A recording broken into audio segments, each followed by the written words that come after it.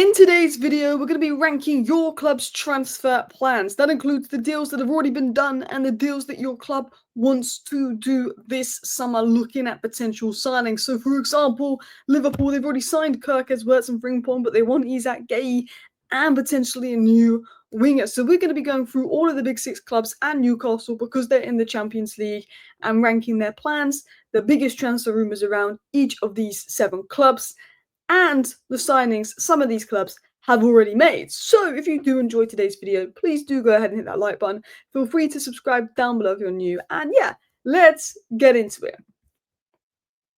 So we might as well start with Liverpool because they've probably done the most and it's absolutely insane. We will obviously go into Chelsea, Newcastle, Man City, Man United, Arsenal, Spurs, etc. But Kirkes, unbelievable signing. Like one of the best young fullbacks in football, one of the best young left backs in football, Premier League proven, attacking minded, suits slot system to a T. Phenomenal signing, only 21 years of age, fantastic player. Florian Wirtz, a lot of money, but we're talking generational talent, we're talking top 10 player in the world, we're talking elite number 10, we're talking technical ability, we're talking, this is £100 million signing. And when Liverpool make and spend that kind of money, when Liverpool make those kind of signings and spend that kind of money, it's not on nobody. They spend big money well, Liverpool, compared to other clubs. When you look at Van Dijk, when you look at Alisson. Going into Frimpong, well, Trent has gone. You've got a really good attacking right back coming in that's young, that's hungry, that's athletic, gets up and down the flanks, and is going to work well with Kirkes and Wirtz. But it doesn't stop there. The one that I really don't want to happen, and I think he will stay at Newcastle, I think with Newcastle getting Champions League football, and he is reportedly happy at Newcastle, and Newcastle don't want to sell him Isak. If they get Isak, it is over. The Ekitike, I think, is the alternative, but they want Isak. If they sell Darwin Núñez, they're going to go and test the waters for Isak. I don't know if they'll get him. Fingers crossed Newcastle keep him. Gay looks like a strong possibility. Quanta's gone to Bayer Leverkusen. Gay, will run down his contracts and Palace wants to sell him now so they can get some money in to pay for a replacement. Mark Gay would be a phenomenal signing. Did a video on it the other day. Go check it out if you haven't already. But like replacing Quanta with Gay, someone that can step in for Van Dijk, someone can step in for Konate, and you're not going to notice much of a drop off. In fact, you could argue he might take Konate's place and become better than Konate. A leader, a guy that's only 24 but played 180 games, is insane business. And then there's talk of a new winger signing. That's because Chiesa is expected to leave. Jota's future is not safe, and there has also been rumours of Luis Diaz going.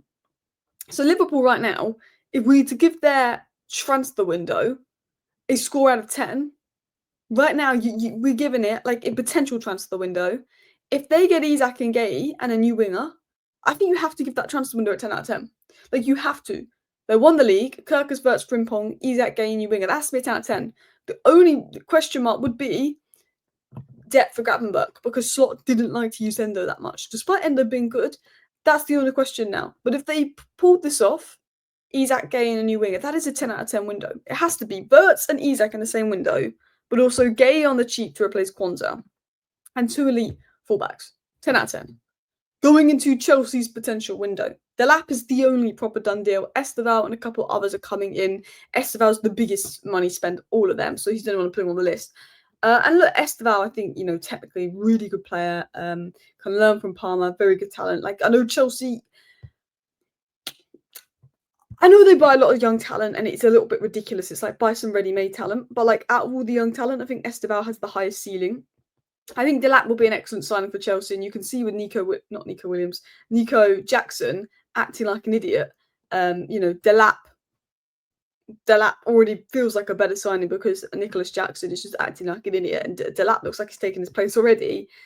But look, what Chelsea do need is, I think because Delap is inexperienced and Nicholas Jackson's a liability, what Chelsea do need is a proper box striker. I think that's going to get on the end of balls and bully people, I think. Although they've been linked to Ekitike and Pedro, that are more technical strikers that like to drop deep. More similar profile to what Nkuku would want to do and what João Felix would want to do, which I don't know. And a top left winger that's going to hold the touchline and be a natural left winger. Now, Ekitike, good player, technical player, not worth the price tag. João Pedro, I think he'd be a good signing for Chelsea, but I do think that Chelsea are better with a box bully type striker. I think they should go for Osimhen. I really do. Mike Magnan would be a fantastic signing. You need a goalkeeper. Gittins is a decent signing. I think there's better left wing options out there, but I think profile wise for what Enzo Maresca wants, Gittins is an excellent signing and a centre back. So let's say Chelsea bring in Delap, Ekatike, Magnan, Gittins, and a centre back. I'd still give that a very good 8 out of 10. I'd give that an 8 out of 10 because that's what they need to do. Good goalkeeper, 2 attackers, left wing, centre back. I'd say that's an 8 out of 10. It's kind of, I think it's very good. I think it's very good, but also it depends on who they sign at centre back. If they go and sign some bad centre back, it's like questions around it. But I think Delap's a good signing. Magnan would be a really crucial signing. Gittins is profile what you need. I'd probably say 7. I'm going to say 7. I think it's a good. I'm going to say 7 or 8 because I think Gittins is great, but I think do you want a more ready-made left wing? That's the question because you've got a lot of young players. And again, I don't know what centre back you're going in for. So I'm going to say 7 because I think it's great. 7.5, maybe 7.5 then because it's great. But again, I feel Chelsea just need a little bit more ready-made. Coming into Newcastle, I can't believe I'm saying I feel sorry for Newcastle after they got rid of Mike Ashley and got Saudi owners. But this transfer window has been horrific so far for Newcastle. You've got Cunha and Mbeumo choosing United. You've got Delap choosing Chelsea. You've got Gay now potentially going to Liverpool, which were all players that Newcastle were waiting for and wanted. João Pedro could even reject them for Chelsea. But I'm going to tell you this now. João Pedro should go to Newcastle, not Chelsea. João Pedro fits Newcastle better than Chelsea. He should go to Newcastle, not Chelsea. Chelsea need a box striker. I'm going to say that now. João Pedro could be the next João Felix or could be the next Nkunku if he goes to Chelsea. Or he could be really good and not be that. But I think at Newcastle, it's better for him. But they haven't done anything. Nothing. And considering they didn't do anything in January, and technically they didn't do anything the summer before, are you counting Osula? He done well for Denmark in is it the under-21s? But we're judging them not off what they've done yet. We're judging them off their future plans. Just to clarify, this is not off what a team has done. We're ranking what their plan is. We're not ranking the done deals. We're not ranking the business. We're ranking the plan. We're ranking your club's transfer plans. Alanga, very good signing. A lot of it depends on the price. But Alanga, very good signing. Can play on the right, can play on the left. Would suit Eddie Howe. Hard-working, transitional. Would be great. But it depends on the price. I don't think you should be spending more than 50 million on him. João Pedro. Again, I think behind Isak as a second striker brings a bit of creativity in the midfield with Bruno Guimaraes and Tonali in the pivot. You could play as like sort of a 10. I think that'd be really interesting to see João Pedro do that. I think he's very technically good. I think he adds goals. I think he adds creativity. I think he will help Newcastle break down low blocks. I think he can cover Isak as well because Isak sort of was running to the ground with his groin issues and stuff. Very good signing. Again, depends on the price. Mark Gay, something tells me he's going to go to Liverpool over Newcastle. Although that being said, World Cup coming up, guaranteed starter at Newcastle. Is he a guaranteed starter at Liverpool? I think he could push Konate out, and I arguably think he is better, maybe could prove to be better than Konate, and Konate picks up injuries. And then James Trafford has been rumoured heavily in goal. Look, if Newcastle signed Gay, which I don't think they will, Alanga, João Pedro and James Trafford, that is probably a solid 7.5 out of 10. For it to be higher, I think they would need another fullback for depth, and I think they would need another midfielder for depth. Because when Joe Linton was injured these last few games, you could see that drop off. I think Miley could go out on loan. I think Longstaff not good enough. Willock probably not good enough. So I think they would need a midfielder and a fullback for depth because when they're in the Champions League, you're going to feel the depth. And Newcastle, last time in the Champions League, they fell off massively in the league because of the injuries and the lack of depth. Look, it depends who the right centre back is as well. I think they could go for Branthwaite if they can't get Gay. That could be one to watch. Continuing into Manchester City, Reinders, Cherky, Aït-Nouri, and I believe Naipan is done. Is Naipan done? I feel like it's done or maybe like nearly done. I don't know if it's officially done. And then their plan is new goalkeeper, new right back, new number 10. That is their plan. So, look. Reinders is phenomenal business. He was fantastic in his debut. I know Club World Cup opposition isn't the best, but he was fantastic. Cherky, I think, is just a baller. I think he's going to be a very good signing. Pep was using him wrong in the first game, but I think it was a very good signing. Aït-Nouri, I'm almost the most jealous of because I really wanted Manchester United to sign him. And Naipan's just a fantastic talent. Like, Reinders, unbelievable. Partner for Rodri. City's midfield is essentially back. He's everything you've lost with Gundogan's sort of declining physicality in his legs, but also can play as a 6, can play as an 8. It's just the perfect, most complete midfielder. Cherki is technical quality, brings with that Mahrez. Nouri is an actual proper fullback that's going to offer a different dynamic. Naipan could be the next Kevin De Bruyne. You never know. Next Martin Odegaard, people say creativity, one for the future. There's talk of a new goalkeeper, there's talk of a new right back, and there's talk of even going for a new number 10 because you did miss out Florian Wirtz.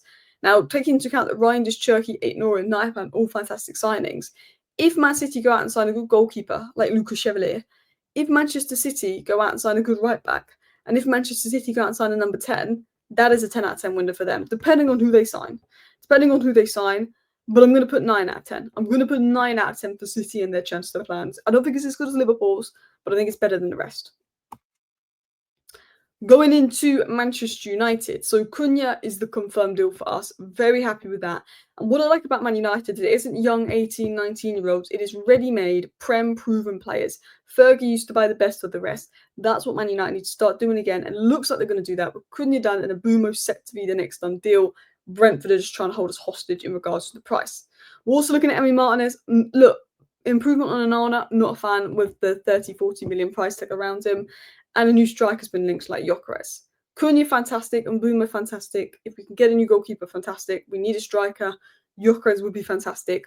But we also need a midfielder and a wing-back. I also felt that Man United should have looked at Aït-Nouri or Kerkez. I think we need another wing-back because Dorgu can play on both sides. And that's someone for depth. Mazraoui can become permanent centre-back because he's a centre-back, not a wing-back under Amarin. He's been fantastic at centre-back, Mazraoui. At wing-back, I don't like him. For me, Mbeumo, Gyökeres and a goalkeeper on top of Cunha is a good window for United. But there's no midfielder, there's no wing back. It's a 7 out of 10. It's a 7 out of 10 purely based off the fact that I feel like a midfielder is really important. If you sign a midfielder, it instantly goes to like an 8.5 out of 10. But it's a 7 out of 10 because midfield for me is really important. Going into Arsenal, they've got a done deal for Subamende, boom, over the line. I think it will be a good signing for Arsenal.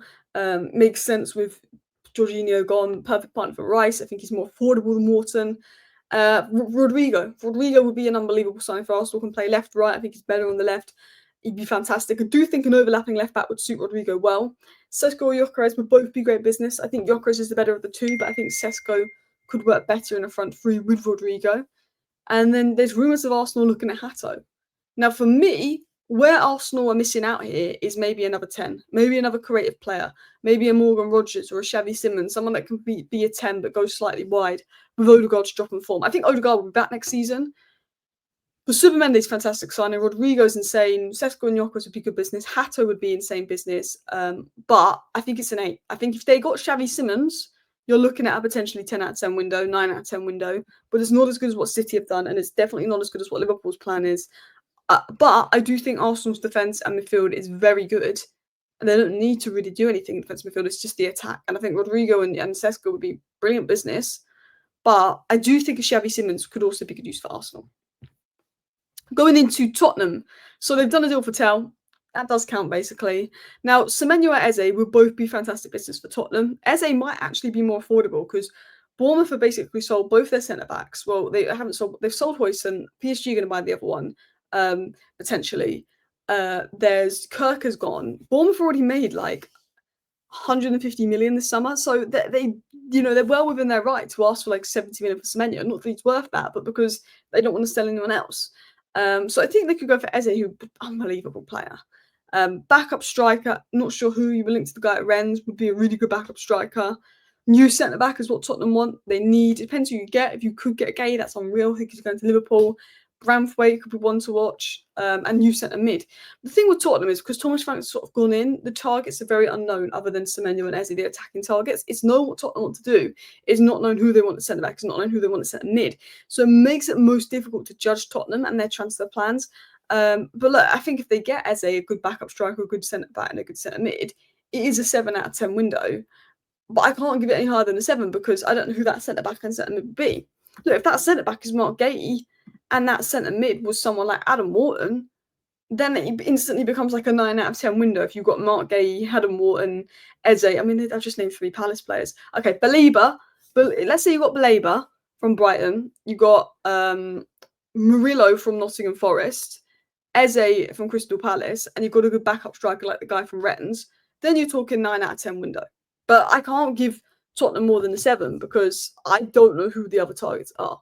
But anyway, that is me ranking each big club's transfer plans. So not the done deals, not the targets, the plans. What each club want to do. And I think they all look good, but will they pull them off? Thank you for watching. Bye.